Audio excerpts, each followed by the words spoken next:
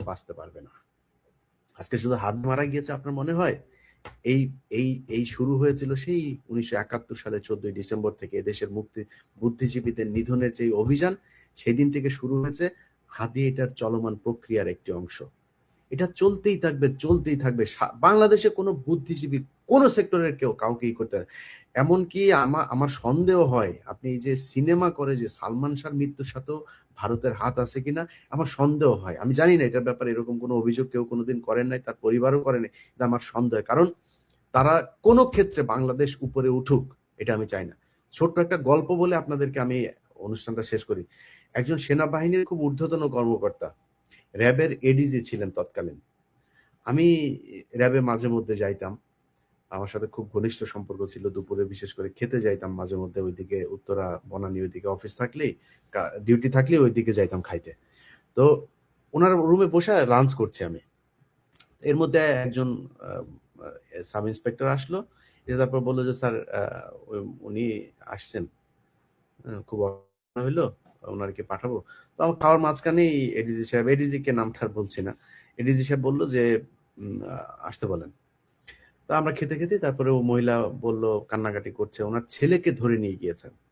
মানে পাওয়া যাচ্ছে না। অনেকদিন প্রায় ৬ মাস হয়ে গিয়েছে। তো এডিজি বলল যে, "দেখেন আ ওর ব্যাপারে কিছু কোয়েশ্চেন করল ছেলেটা কেমন ছিল?" তো ছেলেটা কিছু এক্সট্রা অর্ডিনারি কিছু ছেলেপেলে থাকে না? আপনাদেরকেও বলে রাখি এই যে অনেক সময় YouTube এ আপনার ছেলে বা মেয়ে খুব এক্সট্রা অর্ডিনারি খুব জ্ঞান আছে। ক্লাস 7 এ পড়ে সে ইন্টারমিডিয়েট এর ম্যাথ করতে পারে, ফিজিক্স করতে পারে। এই ধরনের এই বাচ্চা যাদের আছে তাদের ব্যাপারে বাইরে আলোচনা করবেন না। এবং তাদের সেফটির ব্যাপারে খুব সাবধানে চলবেন। তো ওই মহিলা এরকম কিছু কথাবার্তা বলল যে ছেলে খুব বিশাল ব্রিলিয়ান্ট, হ্যাঁ? সে কম্পিউটারের এইটা সেটা সব ঘেঁটে করে ফেলতে পারত। ওই ছেলেকে খুঁজে পাওয়া যাচ্ছে না। তখন আমার ওই এডিসি বলল, ওই মহিলা চলে যাওয়ার পরে দেখতেছি বলে মহিলারে বের করে দিল। এরপর আমি বললাম, "ভাই কি ঘটনা কি?" বলল যে, "ইলিয়াস ভাই এ আর কখনোই জীবিত ফিরে আসবে না। যদি ফিরে আসে তাহলে পাগল হয়ে ফিরে আসবে।" আমি বললাম, "কেন?" বলছে, "না এই ধরনের এই টাইপের যারা আছে এদেরকে আমাদের দেশে হইতে দিবে না।" কারা দিবে না? পার্শ্ববর্তী দেশ।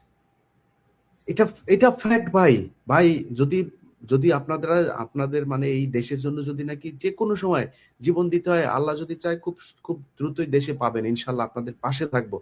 এটা ভয়, আতঙ্কিত কোনো কিছু মানে এই বিদেশে বসে তারপরে চাপাবাজি করার জিনিস না। এই দেশে যখন ছিলাম তখনও অন্যায়ের বিরুদ্ধে প্রতিবাদ করেছি। এখানে এসেও যে খুব শান্তিতে অন্যায়ের বিরুদ্ধে প্রতিবাদ করেছি, খুব স্মুথ ছিল এই জার্নিটা। না ভাই, বহুত কষ্ট সহ্য করতে হয়েছে। এখনো পর্যন্ত সেই পেইন এখনো নিতে হচ্ছে। তো আপনাদের পাশে ইনশাআল্লাহ চলে আসবো। এই ২০২৬ সালের ভেতরেই ইনশাআল্লাহ দেশে আসবো। দোয়া করেন আল্লাহ যেন জীবিত দেশে নিয়ে আসেন, সুস্থ রাখেন। আপনাদের কাছে অনুরোধ থাকবে ভাই, এই ইন্ডিয়া আমাদের শান্তিতে থাকতে দিবে না, জীবনেও দিবে না। আপনি বিএনপি করেন ভাই কোনো সমস্যা নাই। আমারে জামাত বলেন, জামাত করেন, আপনি আমারে বিএনপি বানান, যা মনে চায় বানান। কোনো সমস্যা নাই। আপনার কাছে অনুরোধ ইন্ডিয়ার ব্যাপারে সিরিয়াস হইতে হবে। যে যার জায়গা থেকে কিছু টাকা পয়সার জন্য আপনার ভবিষ্যৎ প্রজন্মকে ভারতের সামনে এইভাবে একটা সিংহের খাঁচার মধ্যে আপনার ভবিষ্যৎ প্রজন্মকে ছেড়ে দিয়ে যেয়েন না। আপনাদের কাছে অনুরোধ থাকলো। আগামী কালকের ভেতরে এই দেশকে ভারত মুক্ত করতে হবে। আদিল লাশ দাফনের আগে এই দেশে ভারতের যত টুলস আছে প্রতিটা ইনস্ট্রুমেন্টকে এই দেশ থেকে একদম উইপড আউট করতে হবে। এছাড়া আপনি আজকে হাদি মরেছে, কালকে হাসনাত মরবে, পরশু আমি মরবো, তারপরের দিন সার্জিস মরবে। আপনারা কেউ থাকতে পারবেন না। একজনও বাঁচতে পারবে না। কয়েকদিন আগে হাদির একটা কবিতা দেখেছেন না? বিশ্বাস করেন ওই কবিতাটা দেখার পরে আমি এই ধরনের মানে সাইদী সাহেবকে কেন মেরেছে? সাইদী সাহেব একটা মিটিং করলে আমি আমি বিশ্বাস করি সাইদী সাহেব যদি বেঁচে থাকতো, আজকে যদি উনার মানে জেল থেকে বের হওয়ার পরে ১ম কোনো জনসভা হইতো, যদি কম হইতো তাহলে ১ কোটি মানুষ হইতো। আমি এটা বিশ্বাস করি। এই তারেক রহমান দেশে যাচ্ছেন না?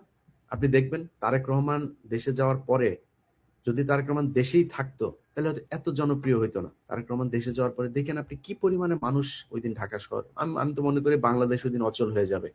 কেন তারেক রহমানকে কেন টার্গেট? খালেদা জিয়াকে কেন টার্গেট? শুধুমাত্র ইন্ডিয়ার কারণে। জিয়াউর রহমানকে মারা হয়েছিল কেন ভাই? শুধু ইন্ডিয়া বিরোধিতার কারণে।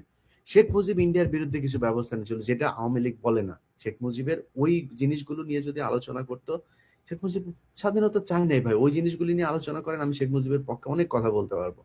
কিন্তু আপনারা ওইটারে নেগেটিভ বানায়, আপনারা মিথ্যাটাকে পজিটিভ বানায় শেখ মুজিবকে এক আলাদা নায়ক বানিয়েছেন। ওইভাবে বানাইতে পারবেন না। ইতিহাস এত সহজে আপনি বিকৃত করে ফেলতে পারবেন না। ইতিহাস এখনো অ্যালাইভ। সো আপনি এগুলো চলে আসবে। যত বিতর্ক করবেন, আপনি 16 ডিসেম্বর নিয়ে বিতর্ক করবেন, 30 লাখ নিয়ে বিতর্ক করবেন, 2 লাখ। আমরা চাই এটা বিতর্ক হোক। খুবই চাই। কত হাজার মানুষ আসবেন। আমি একা বসবো ভাই আপনার সাথে এটা নিয়ে বিতর্ক। একদম ডকুমেন্ট সব, বইয়ের পৃষ্ঠা সহ আপনারা দেখায় দেব। সো এগুলো আপনাদের কাছে অনুরোধ থাকবে, আমাদের শত্রু ভাই ভারতের বাইরে কোনো কিছু নেই। আপনি বিএনপির এক ভাই আমারে আজকে গালাগালি করে, আরেক ভাই আমারে গালাগালি করে, আরেকজন, আমার কোনো সমস্যা নেই ভাই। আপনি যেটা বুঝেছেন বুঝে আমারে গালাগালি করছেন, কোনো সমস্যা নেই। কিন্তু আপনারা বুঝতে হবে যে আমরা যে বিষয়টা নিয়ে কথা বলি, সেই বিষয়টা আপনার নিরাপত্তার জন্য কথা বলি, এই দেশের জন্য কথা বলি। এই দেশের এই গত 1.5 বছরে ইলিয়াস হুসাইনের ব্যাপারে ইনশাল্লাহ তারাই একদিন তাদের মুখ থেকে বলবে, তাদেরকে নিয়ে আসবো আপনাদের কাছে। তারা বলবে, এই আজকে রাতে ঘুমাইছিলাম, একজনের জামিনের ব্যাপারে আমি সেই কল ধরতে পারিনি, এখানকার রাত 3টা 3:30টার সময় কল দিয়েছি, সকালে উঠে দেখলাম যে আমি ইয়ে করে রেখেছে, পোস্ট দিয়ে রেখেছে, মেসেজ পাঠিয়েছে, অনেকবার কল দিয়েছে। জামিন হয়েছে, ছাড়ে না। জামিন হলে বারবার পুশ করতে হয়, বারবার পুশ করতে হয়। কেন ভাই? জামিন হলে আপনার সমস্যা কোথায়? সেই সন্ত্রাস দমন আইন, সেই সন্ত্রাস বিরোধী আইন, সেই আইনে আটক করেছে। 2009 সালে, 10 সালের আটকে তারা এখন পর্যন্ত জেলখানায় আছে।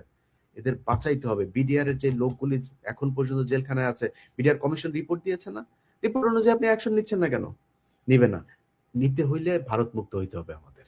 সব জায়গায় ভাই, যেখানে হাত দেন। আমি এক খুব ছোট ক্ষুদ্র একটা মানুষ ভাই, আমার জ্ঞানে যতটুকু আল্লাহ জানি না কেন বুঝাইছেন, কি কারণে আমার এই রক্তের মধ্যে এটা ঢুকেছে আমি বলতে পারবো না ভাই, কিন্তু আমি এইটা বুঝছি যে ইন্ডিয়া আমার সব সমস্যার মূল কারণ। তারে আমাদের সরাইতে হবে। এটা ছাড়া আমার দেশের মুক্তির কোনো রাস্তা নেই। কেউ বাঁচতে পারবে না। দেশপ্রেমিক কোনো মানুষ এই দেশে বাঁচতে পারবে না যদি ইন্ডিয়ার এদেরকে। সো উদিচি, ছায়ানট, প্রথম আলো, ডেইলি স্টার, এগুলো প্রথম আলো ডেইলি স্টারের মোটামুটি একটা সাইজ হয়েছে। আচ্ছা, ওই আমি একটা প্রতিষ্ঠানের নামটা মনে করতে পারছি না, যেটা কিনা আপনার ওই যে মানিক মিয়া এভিনিউতে 2004 সালের সময় বসেছিল। আরেকটা এনজিও আছে, যে এটা হচ্ছে ইন্ডিয়ান এনজিও। সো এদের ভাই কোনো কিছু থাকতে পারে না, মুজিবের কোনো কিছু থাকতে পারবে না, মুজিবের নামের কোনো কিছু থাকতে পারবে না। সব আল্লাহর ওয়াস্তে আজকে রাত আর কালকের ভেতরে শেষ করবেন। আল্লাহ হাফেজ।